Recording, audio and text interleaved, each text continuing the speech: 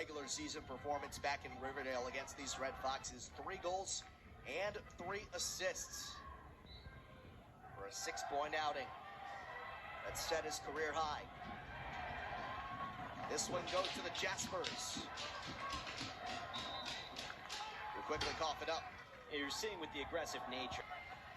Up to 32 total points for the senior from Sayville, New York.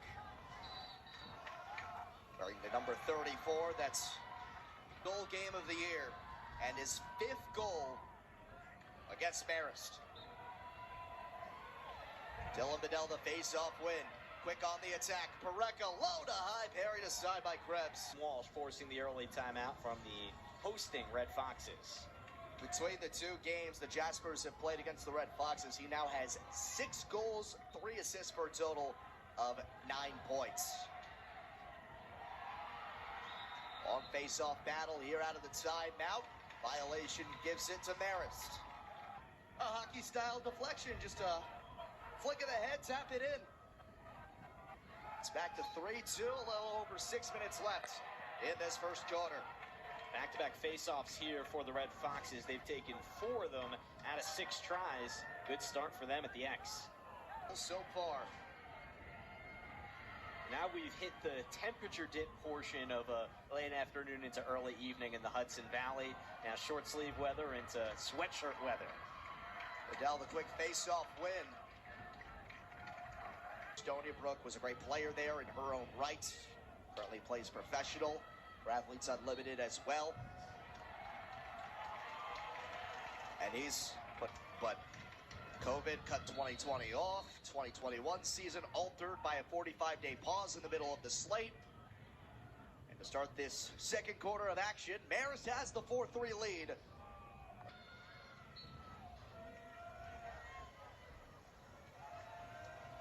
Bedell gets another win for the Red Foxes. Talking with Keegan Wilkinson yesterday, he mentioned that Jamison being injured was jarring, if not for the fact that he had never played without Jamison on the field before in their entire time growing up. Obviously, when Hunter was injured back in his sophomore year, Jamison had to do the same. Now the favor being returned. What a scramble we got over there, and while Marist doesn't come up with it, Balkersell really putting the pressure on. It's Ubrute. Colorado Springs against Air Force, and now gets one here in the MAAC semifinals. And you mentioned Air Force. It just speaks to the level of teams that a lot of these teams, Manhattan and Marist alike, are facing in their non-league schedules to help them for this point. Lions right off the draw. He's got a first-half hat trick.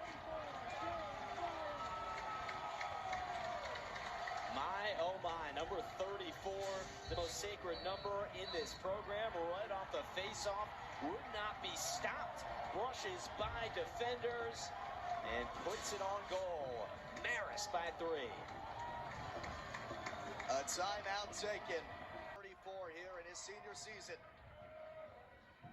Has 3 goals, 2 assists, making the difference.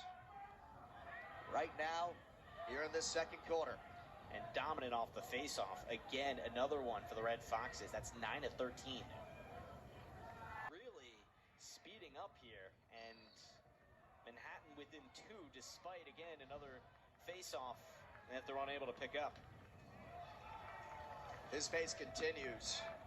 That means he's due for at least one more this half. Yeah. Foxes across the 30-goal mark. Dylan Bedell continuing his reign of face-off dominance today. That's now 11 of 15. Semifinals was Jackson Rose, who had 6 goals in the entire game. He's got it in the first half with still 2:49 to spare. And he's scoring them in a variety of ways. It's not like it's doing the same thing every time. You get a transition look that time off the rebound the trip before, and Manhattan's needed every one of those goals to hang around.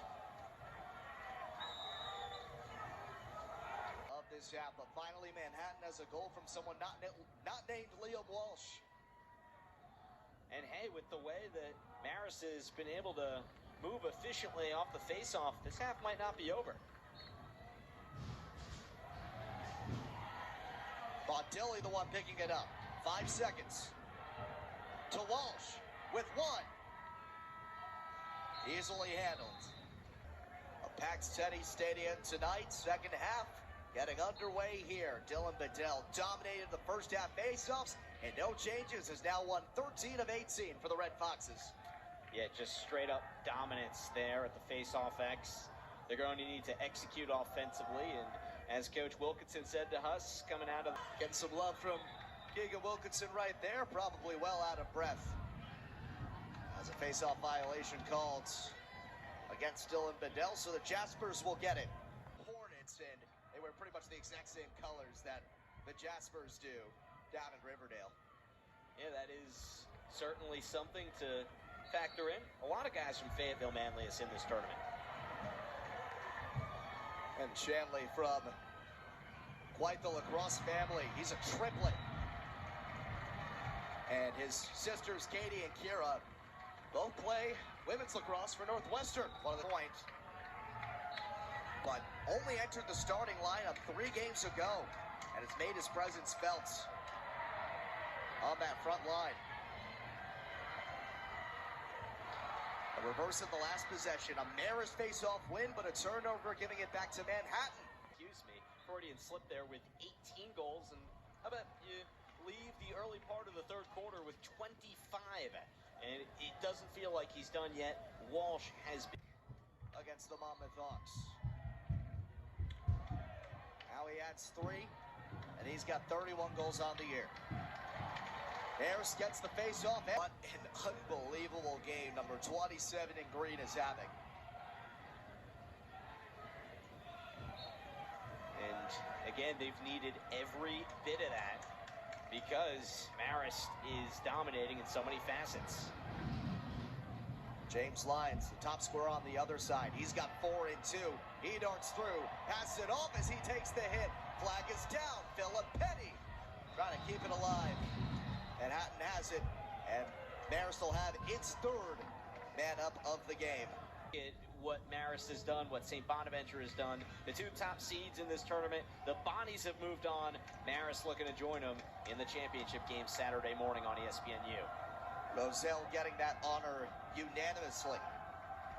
But they have all come in the last 4 games, 1 point in each. And we've got double singles on the scoreboard with under 13 minutes to play. You mentioned grit before speaking about Manhattan, and rightfully so, but talk about Bedell that time. Drew Kellier's squad now has the upper hand with just over 10 minutes to play. And the freshman DC couldn't have done it any better, right? He gets the perfect look, and he fires it accurately. Just doesn't get the bounce.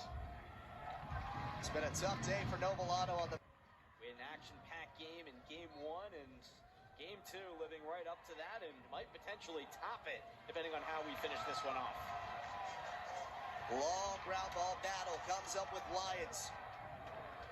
Loses the handle as they enter the offensive end. Ball comes out. Pareca almost picks it up with an open net. Him and Balkersell were on a collision course, and that forced them to be unable to squeeze it. Tygo Reardon already has a transition goal in this game. He stutters. He flings it behind. Shanley to Nicolosi.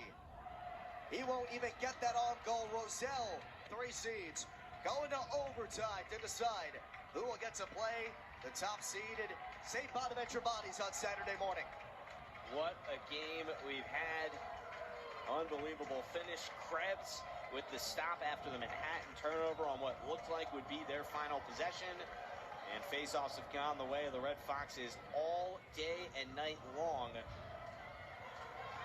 That'll be a big component here of overtime with only so much time to work with. Gukwa picks it up. He scores! Kyle Gukwa sends Manhattan to the championship game for the 2nd consecutive year. Jubilation in Poughkeepsie. Wow. Let's look at it again. Faceoffs have gone Marist's way all the time. We talked about it. He's batting it backwards, and if you can't win them, at least put some pressure on him. There, you've put the pressure on. Nobody able to scrape it up, and it leads to Gukwa He's been unable to find some room to score the whole game. That time he finds it in the most pivotal moment, and the Jaspers are back in the championship game. The team's top goal scorer gets the overtime game winner.